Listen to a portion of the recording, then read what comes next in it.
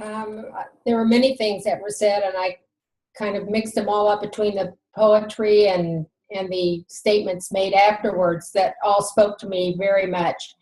But one of the things that I noticed was something that Wendy just said too, that in thinking about love making creation possible, caused me to think a lot about our Jewish Palestinian friends and what the amazing creativity could be if they would be in relationship instead of as enemies, and seeing each and not treating each other with that respect that was spoken of, and seeing each other's common humanity. And the other thing that I really liked was about making peace with yourself and your surroundings. And it's not just a few people, it's not just the people next door, it's with the all.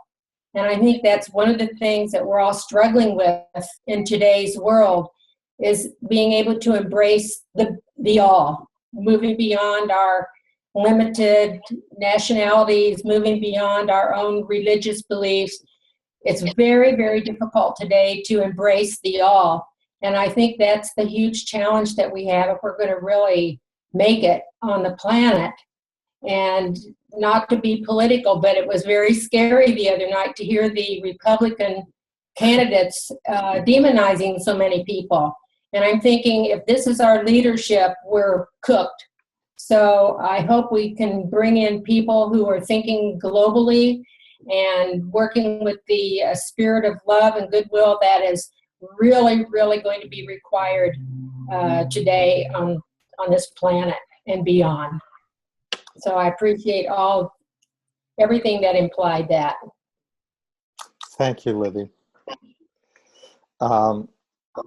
Len, I think we're up to you. That's my wife. Wow. Nahid, it's wonderful and very special to have you here.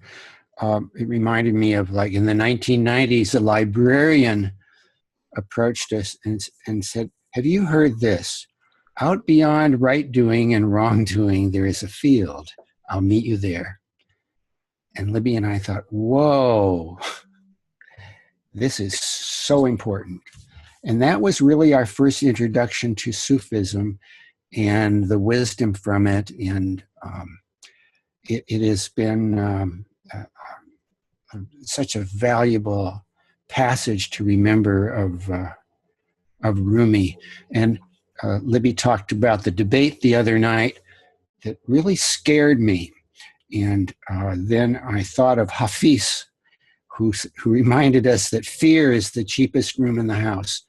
And to be here today with this circle of people from West Africa and North Americas reminds me that we're not alone in the vision of a world that will rediscover one another and reunite, because I think it's the deepest hope and the oldest memory. And Nahid, the book stopped me when you held the title up in front of the screen, Ecstasy. And it really is what I experience, what Libby and I experience when people do come together and listen to one another and dignify one another in the listening and hearing each other's stories. It's just ecstasy, and it speaks to what Chuck spoke about, and that is the importance of the experience, the heart experience, beyond talking about it. And the hope is that we can give each other this experience and not just be slaves of worship and doing it like one day a year at Yom Kippur, and forgetting it the rest of the year, but just having this ceremony for ourselves every day. And this, I consider this a ceremony. It's just beautiful and very moving to have us all together from our traditions. Thank you so much, Nahid, for bringing this to us. Thank you so much, Len. I kind of left myself for last, but you are a very hard act to follow, my friend. Thank you for your eloquence. So let's see, I'll time myself too here. So for me, Nahid, answering your questions, there were really two things that kind of stand out for me. One is a universe saturated by the fragrance of love. And I just,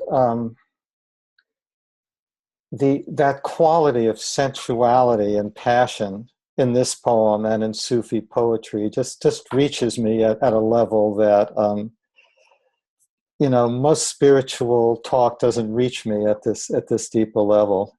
So I just resonate to that. The other thing is, like several of you have mentioned, the phrase, do not become a slave of worship, but understand the meaning of worship, understand the meaning of divine, Allah. Becoming a true human being is the key to salvation. I have seen in my own, groups of people in my own religion and in others, how people do become a slave of worship, how people become so attached to the outer forms that they lose track of what's within those outer forms. And it seems to me that for any of us who are practitioners of any religious path or any spiritual path, that is such a key distinction on a day-to-day basis. Can I practice the outer forms of worship in my particular tradition without becoming a slave of those forms, without turning them into an idol, and to really have the consciousness to connect with the God presence within? That's what speaks to me.